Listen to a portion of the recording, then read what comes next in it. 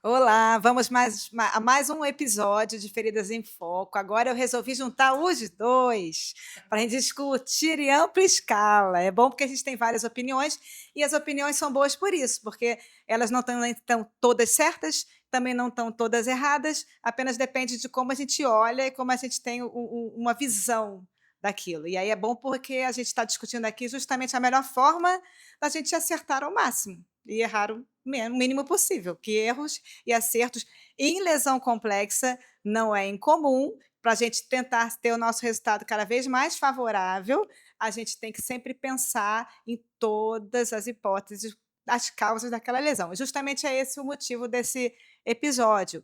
A importância da etiologia para a gente poder traçar uma conduta mais adequada. Porque não quer dizer, por exemplo, em medicina a gente tem um ditado: quando a gente tem vários diagnósticos, a gente não tem diagnóstico nenhum, ou quando a gente tem vários médicos, a gente não tem médico nenhum. Enfermeiros também. Uhum. Os pacientes ficam trocando de enfermeiro, não tem enfermeiro nenhum. Então, na verdade, nesse caso de lesão complexa, às vezes, a gente pode se deparar com várias etiologias, infelizmente, num pé só, no coitado de um paciente só. Então, eu selecionei 3 fotos para saber de vocês o que vocês pensariam em termos de etiologia, para a gente brincar um pouco aqui no sentido de como a gente iria tratar.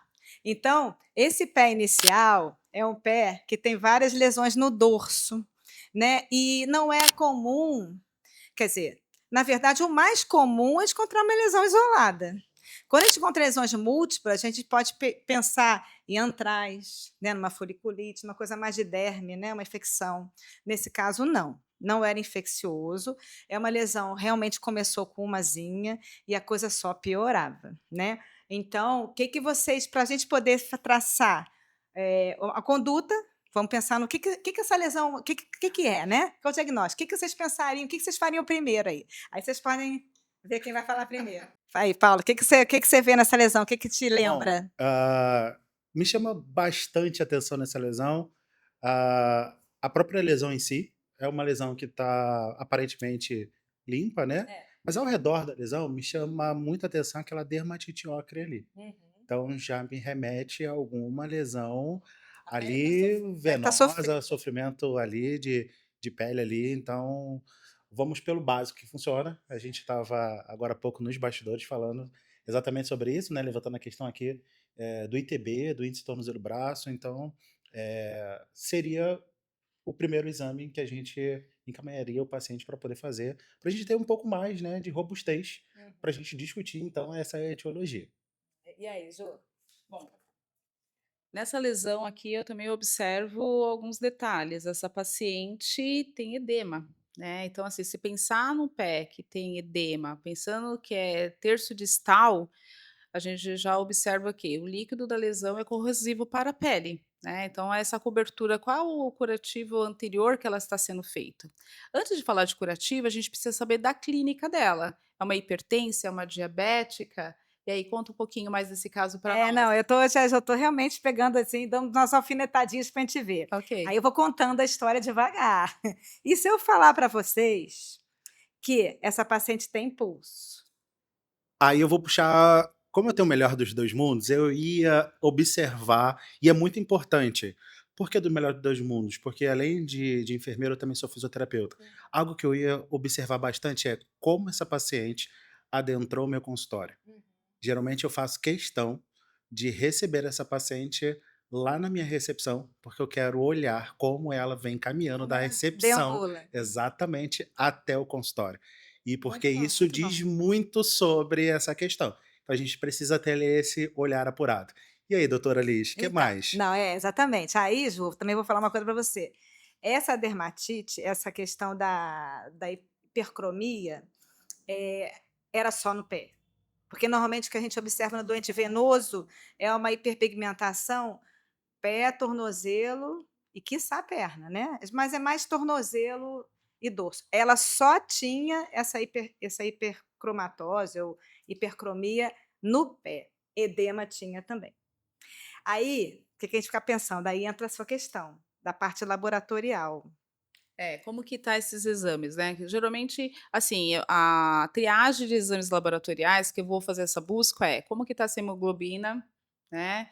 Tem uma hemoglobina glicada, é diabética? Não. Tem albumina, exame de albumina, porque isso aí são os facilitadores para a gente entender como que está a clínica. Se tem alteração em terço distal, a lesão está no pé, o fluxo de sangue como está? É um fluxo que está conseguindo chegar com bastante nutrientes para regenerar esse tecido?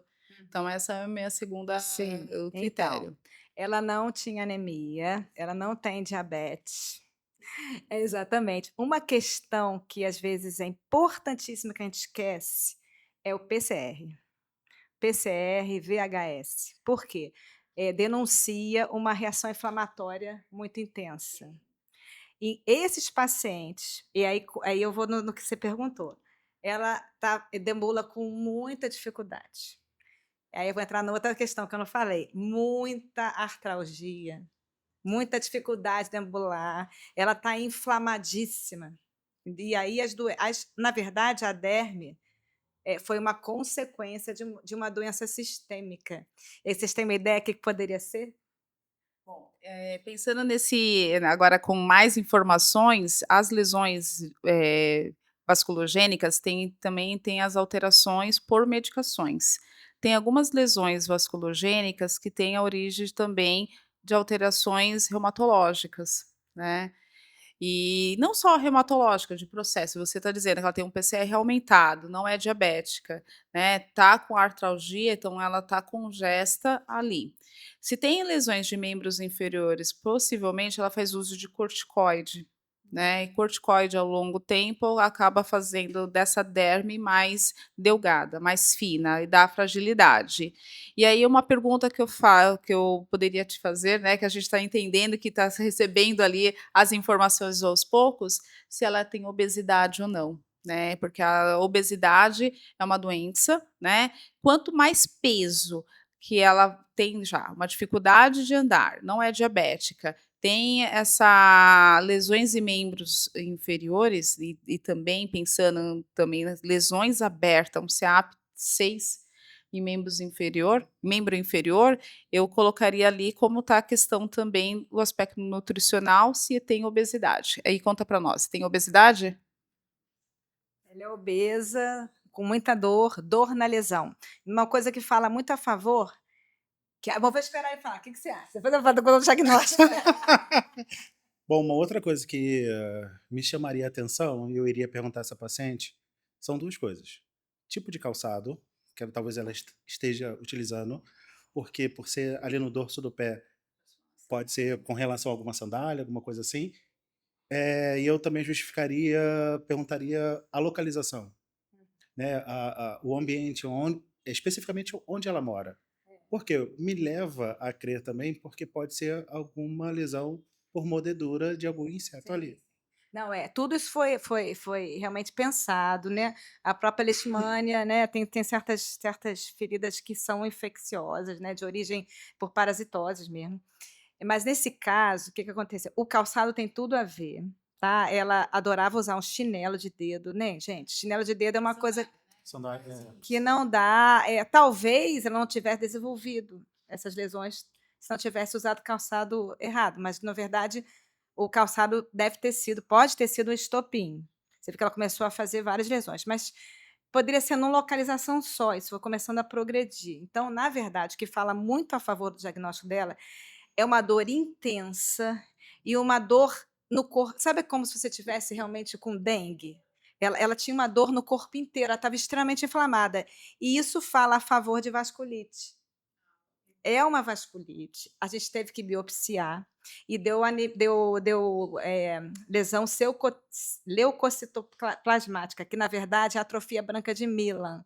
É uma doença rara. Assim como a anemia falciforme também pode dar, mas a anemia falciforme teria um grau de anemia não tão severo, mas a gente teria que fazer avaliar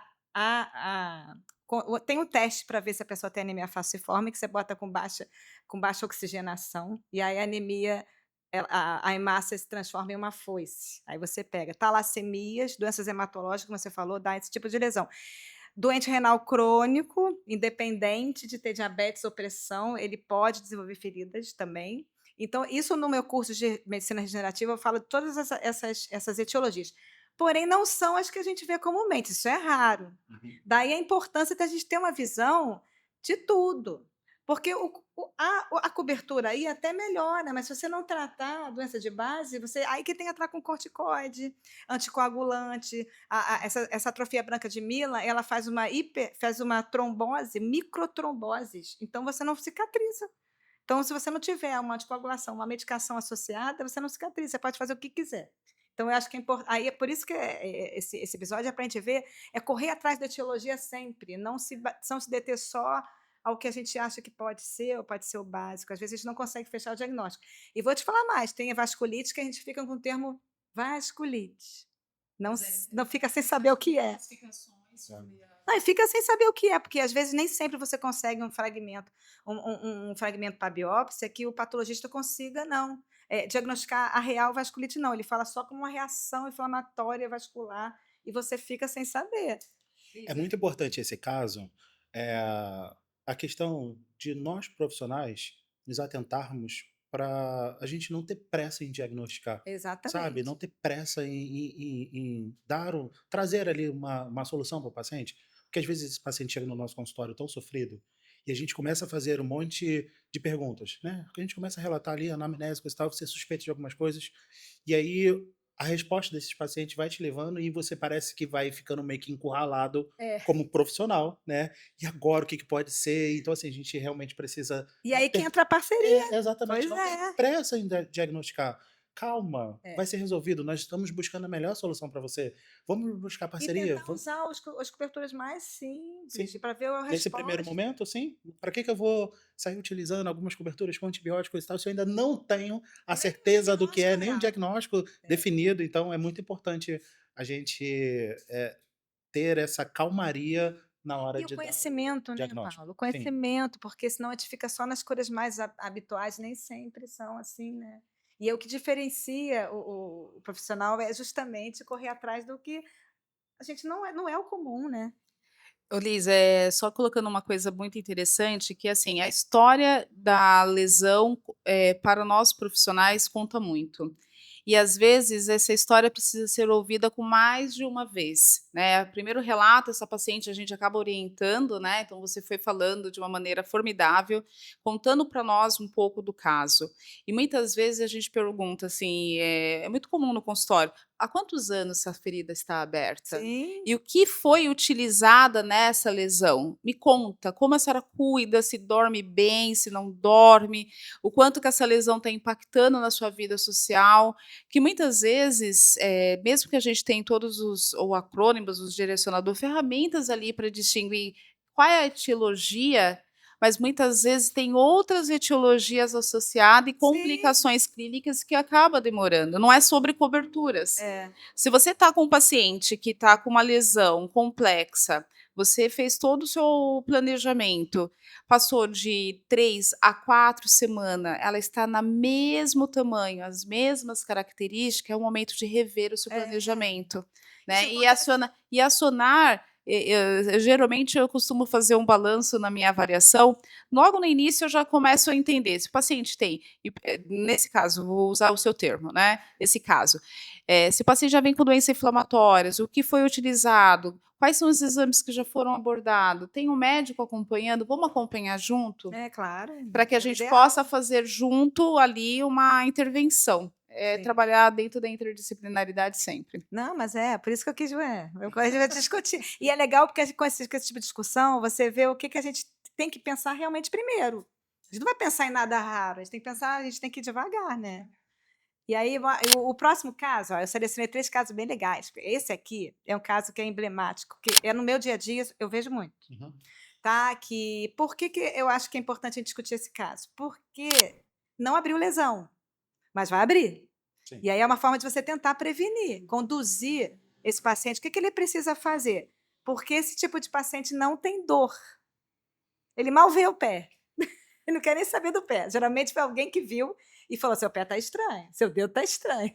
E geralmente é uma filha, né, que é muito mais Ele atenciosa, não está nem parece aí. ser um pé de um paciente idoso, Com né, certeza. já remete ali, parece Olha ser a um pé de um unhazinha dele paciente como é que tá idoso. a outra lá. É, Não é muito exatamente. cuidadoso Parece não. ser um paciente, inclusive, que gosta de andar um pouco descalço, porque a gente vê, né, algumas marcas ali. Parece ser também um paciente que pega bastante sol, porque você consegue observar a marca, pelo menos ali, eu já observei a marca de tira do chinelo. Exatamente. Então, é um paciente, né, que possivelmente seja idoso, que seja aposentado, né, e aí que não tá nem aí para a vida, já quero curtir. E aí talvez algum parente próximo, uma filha ou um filho, né, ou até mesmo a esposa, né, identificou e olha ali. Se ele chega no consultório, é óbvio que a gente vai Vai orientar, né? orientar esse paciente, mas de cara De cara, o que você pensa? O que é isso? eu já iria pensar que é alguma lesão periférica. Hum. Então eu iria, talvez, né, sem conhecer ainda mais, Você já né? me encaminhou um paciente Já desse, né? encaminhei um paciente bem parecido já para a doutora Liz com relação a isso, mas ali eu protegeria de cara aquele membro ali, porque de fato vai abrir uma lesão, Vai abrir. e enquanto não abrir essa lesão, eu tenho que deixar aquela pele extremamente hidratada, fazer alguma proteção ali e tudo mais, e principalmente, vamos encaminhar logo para vascular para a gente começar Vamos aí. evitar Vamos dar as mãos para a futuros gente. danos. Exatamente, a gente precisa identificar o mais rápido possível, É sim, né? sem dúvida, juro. Bom, agora eu já tive uma outra percepção. Então, nós estamos vendo um pé de uma pessoa um pouco mais idosa, nós está vendo com uma lesão fúngica ali instalada, que ele tem um processo de onikomicose.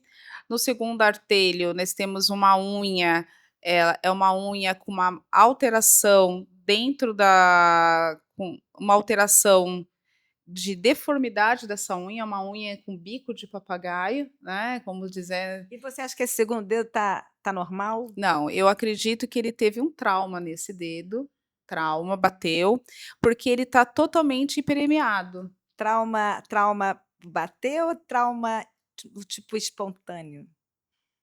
Olha, Você a tá lesão, a lesão, se for pensar, você está fazendo mais ou menos um CSI, hein? Em vez de ser CSI de investigação criminal, investigação em lesão. Exatamente. Perfeito.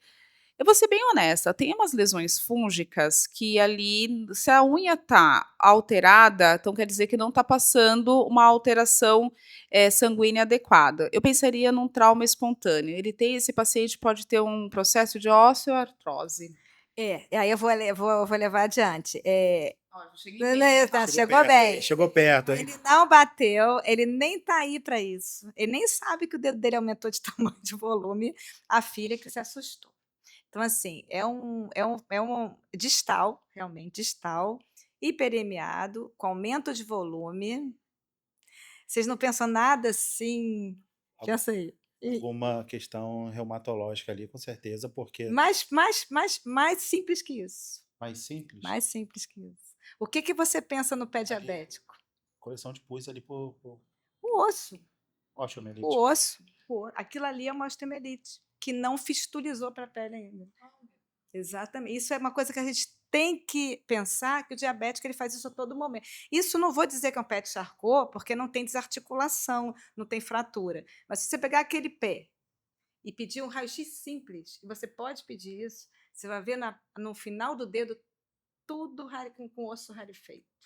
Tudo fraturado com osteomielite. Não, é um trauma, mas é um trauma por justamente diabetes, rarefação óssea. Essa rarefação óssea, por pisar errado, o pé diabético começa a fazer tipo uma artrose, por isso que a osteoartrose. Ao pisar em garra, né? Ele acaba pisando em garra. Exatamente. Sobe o dedo, né? Faz assim. Então, se você vê a imagem, o final do dedo é clássico. É uma coisa clássica de osteomielite ali, ó. Tá vendo? Faz um aumento de volume e eles não têm dor, não. Isso aí, com o tempo, abre lesão, você perde aquela falange. Vai perder. Não tem como, porque é muito distal. No que faz a infecção e no que fistuliza, necrosa, você vai chegar lá, vai debridar, vai goivar o osso vai esfacelando e você perdeu a falange, quiçá o dedo todo. Sim. E pode até avançar, né? Se você. Pode. Por isso que é importante essa questão da autonomia de um profissional. Com De certeza. solicitar exames. Com certeza. Facilita E muito conhecimento, isso, né, Paulo? agiliza essa questão do diagnóstico. O motivo desse podcast, o motivo de eu estar aqui é justamente a gente tem que transmitir o conhecimento na perceber só no olhar, na ictoscopia. A ictoscopia é muito importante inicial. A dermato, né? Dermato é tudo, a ictoscopia. A gente nem tanto, mas a gente já tem que prever para nos pensar o que é mais comum aquele tipo de lesão que está indo para estar chegando. Por isso que a úlcera medial venosa, a úlcera lateral arterial, são coisas que a gente tem que pensar, porque é mais comum, pode ser que não seja. Sim, sim, a localização foi. Mas a gente tem que pensar primeiro, a gente tem que ter um screening e uma linha de pensamento. Ajuda a gente a oferecer um tratamento mais rápido para o nosso paciente, né? Então, isso é importante. E principalmente fazer as perguntas certas. Exatamente. Acho que é uma outra questão. Porque você pode Ter ter. mais uma vez. É, E a gente tem só uma ganha, né? escuta apuradíssima. É bem interessante. E, Paulo, a gente só ganha. Eu aqui, vou te falar, eu já aprendi agora com você muito aqui, porque a tua visão fisioterápica não é a visão da enfermagem, não é a visão do médico. A tua visão fisioterápica, você já pensou como é que anda, como é que faz, que calçado que está usando. Quem mexe com offload talvez pense mais, assim, né? Mas a gente pensa menos. Sim.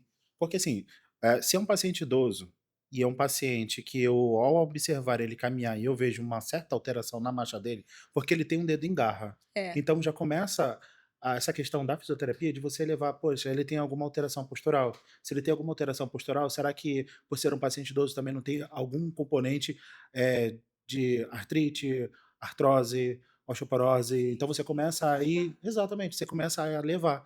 Então, de primeiro momento, eu iria por esse sentido. É óbvio, também a questão do trauma, muito bem levantada pela Ju. Será que esse paciente não deu uma topada? Paciente E idoso, poderia ter dado, porque poderia ter ele dado na parede, ele fala numa que mesinha de centro, né? não fez. Exato. Essa questão muito bem levantada também, essa questão da clínica dele, sabe? Sim. É hipertenso, é diabético e tudo mais. Então, assim, isso você começa a ir descartando, porque você começa a pensar de cara, você olha assim, pô, uma lesão arterial. E aí você começa a ir descartando, poxa, não é lesão arterial. E aí te cria um ponto de interrogação. Então, o que é? E essa agonia também do paciente que começa a te olhar, ih, será que eu vim no lugar certo? Exatamente. E até pensar também como uma Ju. pele. Como também a pele está íntegra, né? Mas ela tá, assim, ela não abriu a lesão, mas está próxima à prevenção. Eu estou aprendendo cada vez mais a usar tapes, né? Sim. E ali talvez usar um tape para reduzir um pouquinho esse edema, para que a gente possa entender se vai vir, vai surgir uma lesão, se está ali palpável, se tem um abscesso ali. O laser de baixa potência ajuda também. Posso levantar uma lebre com relação ao tape? É. Levantar uma lebre com relação ao tape. Talvez o tape aqui nessa lesão não seria tão interessante, porque poderia fazer uma lesão por Marse. Poderia fazer. Não tem, tá demasiado, mas assim, se eu talvez até. O pensamento é até legal, poxa, eu vou ajudar a drenar ali esse edema, mas eu poderia fazer uma lesão por Marse nesse paciente e pioraria o caso. E eu vou falar pior, às vezes não é nem edema, isso aí não vai diminuir o tamanho desse dedo, não. Isso aí pode ser osso. Aumenta o ósseo, é calo ósseo em cima de fratura, entendeu? É um osso totalmente doente, entendeu? Então Bom caso, Liz. bom caso, né? Bom caso. E é para prevenção que a gente precisa também, né? Depois que vem a lesão, né?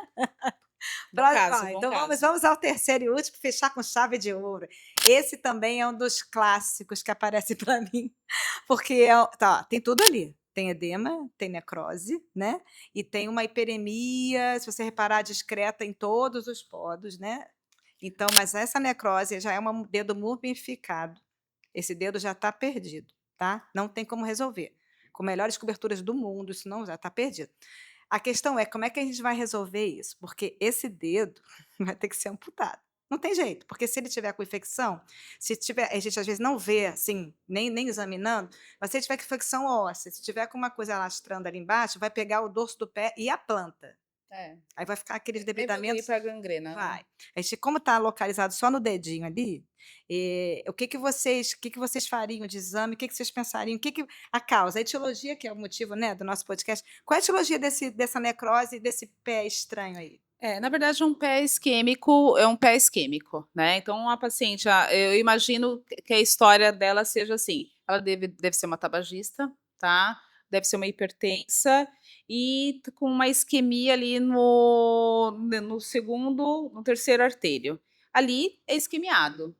Então, ali, se eu não utiliza em pé, em processo, em dedo, em processo de mumificação, nenhum tipo de desbridamento. Ali a gente vai precisar utilizar uma boa higiene, limpar esse dedo, né? Deixar bem limpo e usar uma proteção. Agora, A pergunta poderia ser assim: ela tem Doppler arterial para pensar numa revascularização?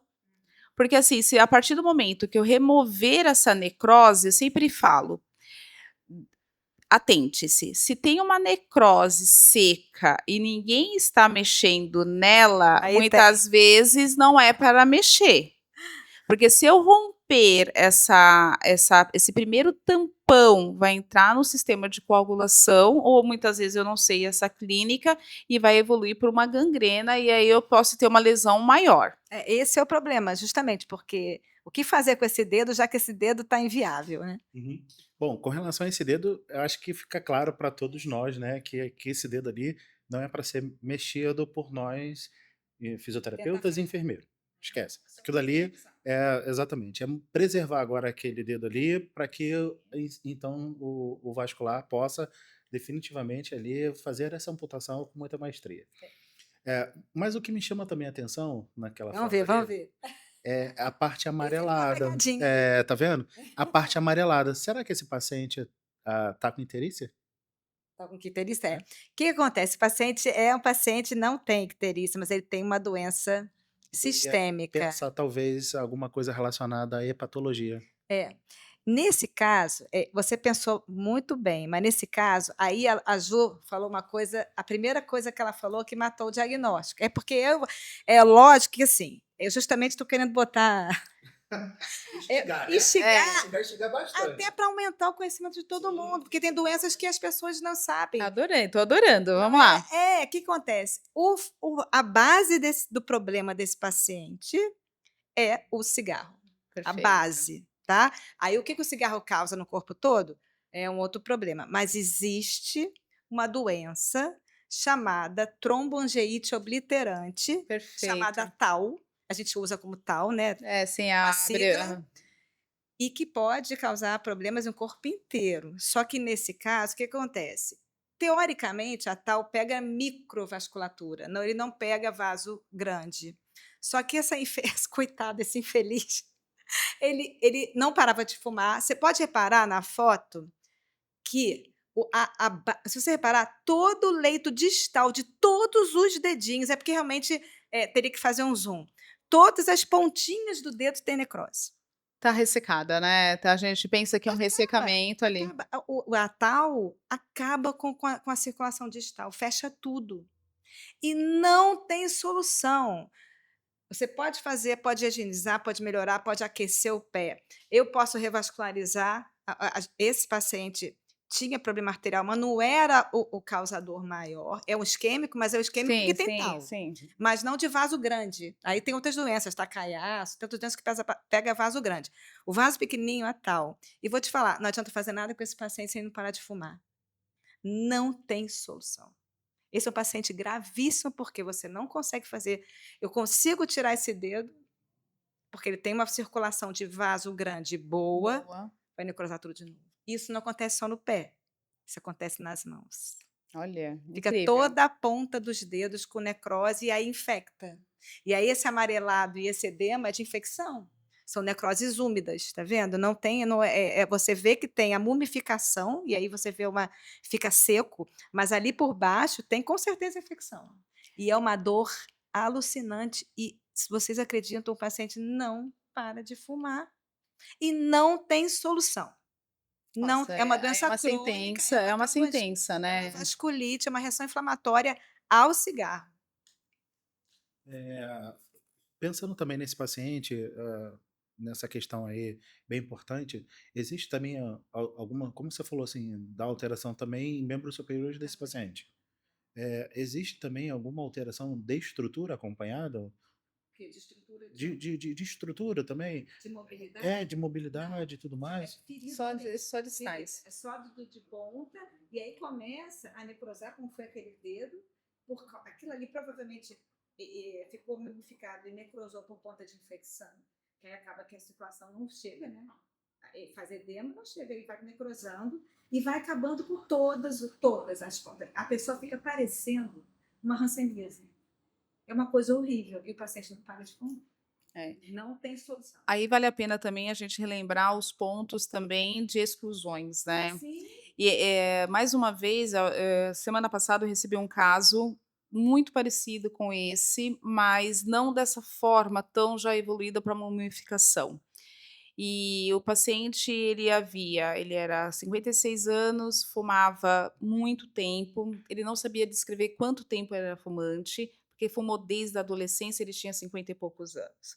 E aí teve um outro dado, ele fumava maconha, né, e a dor que ele chegava era uma dor 10. E muitas vezes a gente faz pré-julgamentos, né, por que não deixa de cicatrizar, né? Por que eu estou usando várias coberturas e não está cicatrizando? Eu estou usando várias medicações e não está melhorando, cessando essa dor.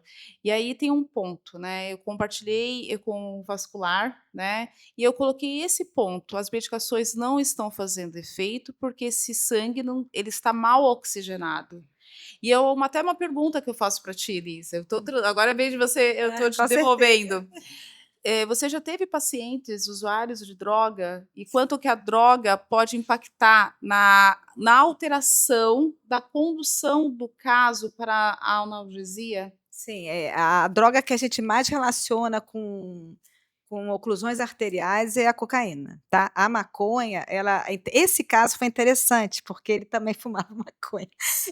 E aí eu não sabia responder, porque ele falava para mim, falava assim: "E se eu parar o cigarro e não parar a maconha, eu vou ficar bom?" Exato, era só uma pergunta. Aí É porque assim, talvez a utilização da maconha talvez seja por conta da cannabis, que aí né? melhora a Porque dor. melhora a questão da dor. Mas aí é de Seu uso. paciente já era de uso. Não, mas a gente também acaba fazendo esse pré-julgamento desse paciente pelo fato dele estar utilizando a maconha. E a gente julga que realmente é uma droga entorpecente, né? A gente sabe o quanto que a maconha realmente não vamos excluir a parte medicinal, Claro, ok? tá. Então, excluindo a parte medicinal, a gente sabe o quanto que isso está ligado à questão da violência, né? E tudo mais. Então, assim, uma outra coisa é questão social também. Sim. Porque se esse paciente fuma, então, assim, fuma por quanto tempo, tá por quanto tempo, questão histórico, né? Mas a maconha não tem relação com Mas essa tal. maconha É o cigarro mesmo, é a nicotina. Eu não encontrei nenhum estudo e vi na época, um estudo que falava que não tinha relação, mas que tinha que fazer mais estudos. Agora talvez Poderia fazer mais já estudos tem alguma coisa comparativo. mais, porque já está sendo usado muito para a nível medicinal, mas não tinha relação. Não tem relação da maconha com o início da tal. O cigarro, sim. Agora, a cocaína é o tabaco. A cocaína, ela está relacionada à doença arterial, à oclusão arterial. Gente nova começa a ficar toda ocluída, coronária, outras artérias têm relação com a cocaína, tá? Isso é registrado. Outra coisa importante em idoso, testosterona. Injeção intramuscular de testosterona em altas doses. Oclui enxerto, oclui estente. Eu tinha um paciente com uma prótese de PTF. isso é extremamente É. interessante porque está cada vez mais levantando o uso, né, de esteroides, anabolizantes, Sim, principalmente academias, exatamente. tem relação com a doença arterial e isso é uma coisa que realmente tem que sempre ser perguntado, porque as pessoas não falam. Eu tive paciente que fez uma prótese de PT eu fiz uma prótese de PTFE da artéria axilar para femoral, passando aqui pelo tórax, e ele fez o uso de testosterona depois e ocluiu tudo. E não tinha me contado, eu não sabia. Não, e as questões, essas novas medicações não são, não vou dizer de uma outra forma, né? Vou me colocar de um outro posicionamento. O nosso paciente hoje está vindo maltriado, né? E muitas vezes ele vai contando aos poucos a história clínica, quando a gente pega esse elo de confiança. Então, a dificuldade de lidar com um paciente complexo é que nós precisamos entender a complexidade da etiologia, entender não só a etiologia dessa ferida, mas entender a etiologia clínica dele. E o que muitas vezes esse paciente comentou com os outros profissionais que ali agregam. É o vascular, é o cardiologista, é o endócrino. Muitas vezes o paciente é um potencial diabético, mas ele não segue as orientações do endócrino. E ele nem releva, né, às vezes tem certas situações, certas medicações que ele usa que ele acha que não é relevante falar, né, também. O Ju, você falou é bem importante assim a questão de um paciente, vamos botar assim, meio mal criado, né? É. Mas às vezes esse paciente, vou levantar uma outra questão aqui, já que o podcast é exatamente para isso, para levantar algumas Polêmicas, polêmicas. polêmicas. Então eu quero levantar uma polêmica aqui, porque às vezes nem sempre esse paciente tem acesso a bons profissionais e Claro. principalmente profissionais multidisciplinares, tá? É. Porque você levantou aí, é bem importante, às vezes esse paciente entra por uma clínica da família, sabe? E lá, às vezes, na unidade básica de saúde, acontece diversas dificuldades. Esse paciente não é regular, então não chega nos especialistas. E a galera não faz o acompanhamento, então em algum caso esse paciente é perdido e às vezes não chega, sabe? Então, às vezes, vamos pensar na grande maioria da população, sabe? Então, na maioria da população, nossa, que utiliza o nosso sistema único de saúde, às vezes não tem acesso a esse tipo de tratamento e a esse tipo, principalmente, esse tipo de profissionais especializados. Não, é. O E aí, só pegando um gancho da sua fala, é dizer assim, né, uma coisa que eu faço muito no consultório. Para cicatrizar, para eu tentar resolver, nós tem que ser um time. 50% tem que ser do paciente, a responsabilidade. Tanto que eu tenho um termo de consentimento, quais são os direitos desse paciente. E se eu peço uma avaliação no vascular, uma avaliação do endócrino, eu vou cobrar, que faz parte do meu tratamento, para adesão dessa cicatrização. E muitas vezes eu tenho que trazer a família para junto da problemática também, porque muitas vezes esse paciente ele tem o acolhimento, mas muitas vezes ele fala: "Mas a medicação tá cara, não sei se preciso tomar, o médico pediu para tomar 3 vezes ao dia, mas será que 2 não vai fazer efeito?", né, a questão da conscientização Não, também. mas foi isso que eu falei no primeiro podcast que eu fiz, é um tripé, o tratamento de lesão complexa é um tripé, né, na verdade é paciente, médico, enfermeiro, paciente, médico e enfermeiro. E talvez o paciente tenha que colaborar mais do que a gente, porque se não colaborar, a gente não consegue. Então a gente precisa ensinar o paciente e nos ajudar. A gente não vai fazer milagre, entendeu? Então o legal desse podcast é isso, é a gente fazer com que a gente crie cada vez mais conhecimento, é que eu já aprendi bastante aqui. Eu acho que a gente está sempre aprendendo e a gente consegue dar o que é o objetivo disso tudo? Dar o melhor para o nosso paciente e saber que ninguém trabalha sozinho. Tá bom? Então, Exatamente, boa mensagem. obrigada, até a próxima, Valeu, gente. pessoal, até a próxima.